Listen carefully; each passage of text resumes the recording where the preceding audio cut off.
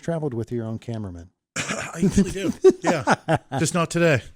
Clinton Smith is with us this morning, chairman of the United Way campaign for this year. Our visit presented by Marcus & Mack, voted best law firm and best personal injury lawyer 3 years in a row in the Best of Indiana County contest. Visit them online at marcusandmack.com. By the way, our Penguins tickets are given away. So we gave away those two sets of tickets in no time. People really want to go watch the Penguins. Who wouldn't right now? All right, Clint, good morning to you. Good morning. How's it going? Wonderful. Good to have you with us here this morning. Thank you. Too. So what's going on with United Way? The big balloon build, was there a letdown after that, or are you still going great guns? I think everyone needed a good week after that to kind of recover. Yeah. I mean, the big balloon build was amazing. We did really well with money, which we raised. I'll get that out right in the beginning. The exact amount that we raised is different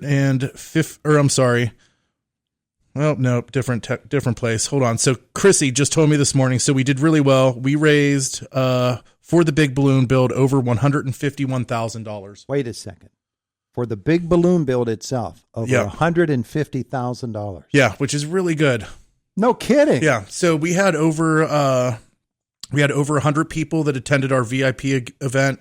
We had actually over 120 people that attended the VIP event. Mm-hmm. We had over 200 guests that came for our breakfast with Santa. Uh-huh. And breakfast, it was a long weekend for everyone. Everyone from the United Way was there pretty much from dawn in the morning until late at night all weekend. So if you see any coming from out of state too, didn't you? We had people from all over the place. We sold tickets as far as we know in Chicago, and the builders. I mean, we had builders here from Brazil. So tons of people came from all over to see this. It was a really great event.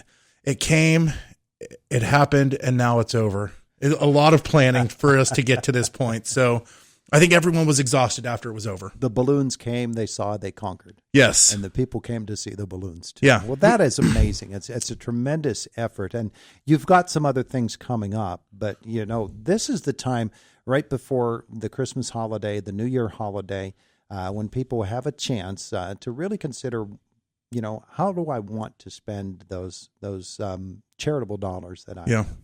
And certainly we have the Teddy Bear Fund Drive going. Salvation Army Red Kettle campaign is going. All worthy causes. United Way is another one. I guess people around here are really, really generous folks. Yeah, we have a great community. We are right now with the campaign for the entire year.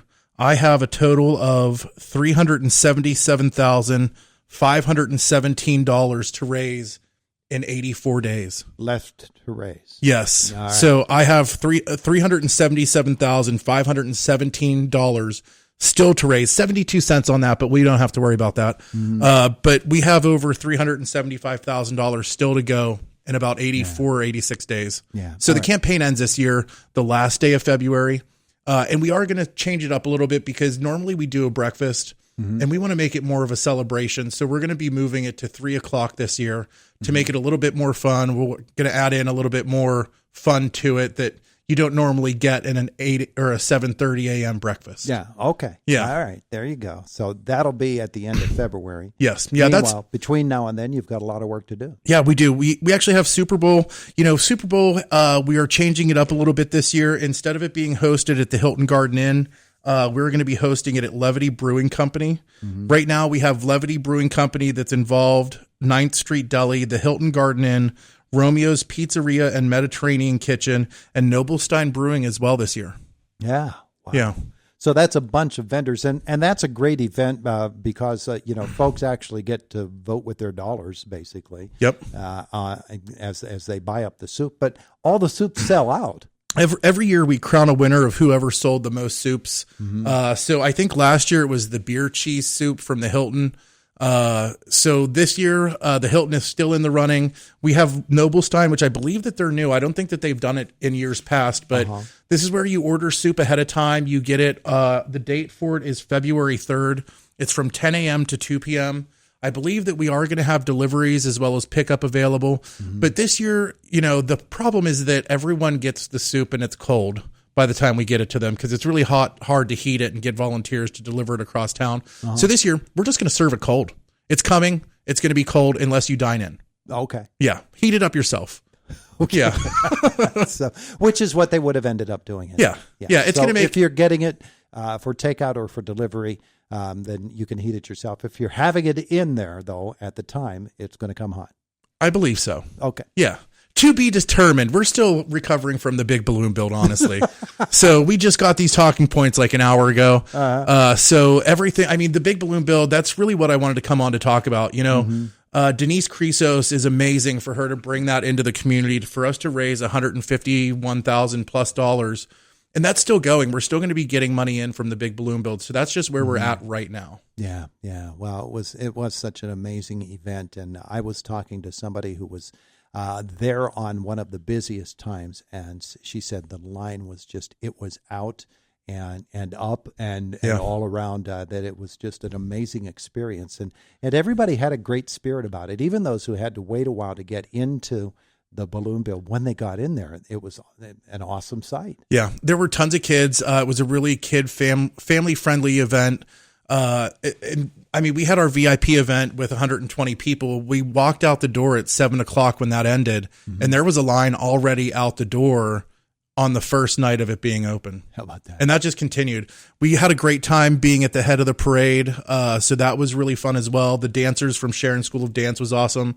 So a huge thank you to everyone that was involved. It was really a community effort for us to get the big balloon build together. Now, my friend said for her, the depiction of the courthouse was the nicest thing about the whole thing. She said it was amazing. Yes. Yeah. There was, I had my own balloon. Galen had his own balloon. Denise had her own balloon. She liked that too. Yes. Yeah. We did have at the end a popping party. By the way, if you missed the popping party, I'm surprised we tried to charge people money for that. It was a lot of work.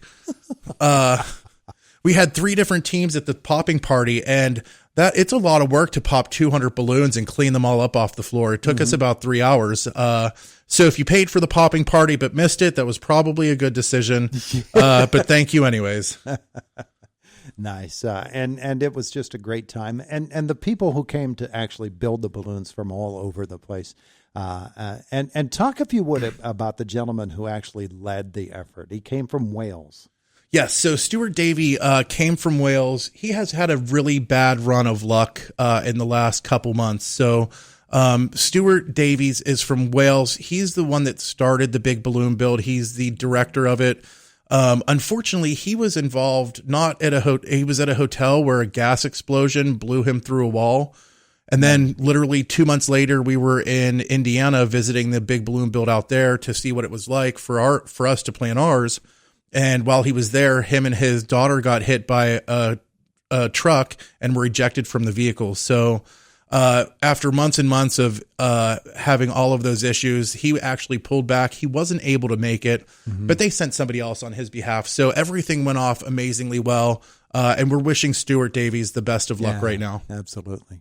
Stuart was telling me an amazing story about a coal seam that ends here and runs under the Atlantic Ocean and begins there in Wales. Yes. So it ends here in Indiana, Pennsylvania. Yeah. It's really sad that he wasn't able to make it because he's, one, named after Jimmy Stewart. That's who his mother named him after.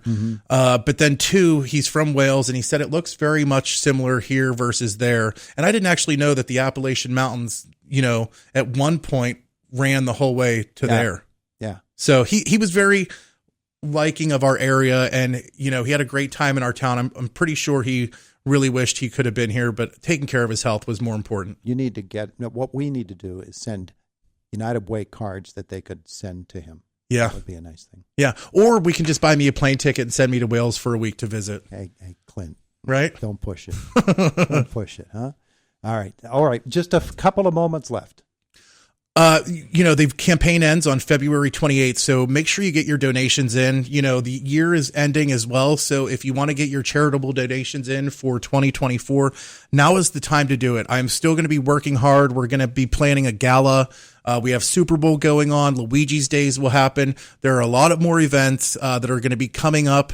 But it's December too, so we kind of leave everyone alone a little bit in December. So just plan I will be back at it in January, going at it strong. All right. Well, keep you in mind. Of course, you've got some wonderful sponsors, and we thank them for everything that they're doing as well.